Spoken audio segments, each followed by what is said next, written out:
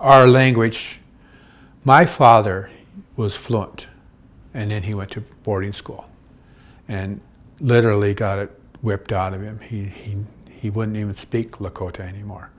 And my grandfather on my mother's side, he and my grandmother were fluent, and they spoke Lakota.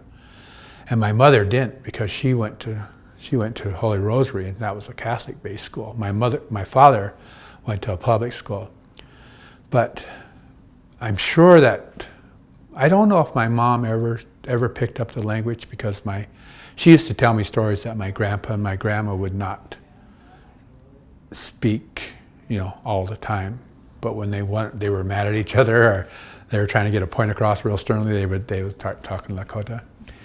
And so therefore, I don't have any. I have very, very little Lakota that I understand. But I wrote a book, and in my book, I had a lady translate that, Agnes Gay. She's the OLC, the archivist at OLC. And when she reads those same words that I read in English, those words become musical. They just take on a whole different meaning, a whole different flow, and I lose myself when she's reading. I actually lose myself in the language. And I know what she's saying, but it's just more beautiful. It's just stronger. And she would tell me at some of those words, she'd say, Don, I can't translate this word, because in order to tell you what this word is, it would make it really long. So she would do something else.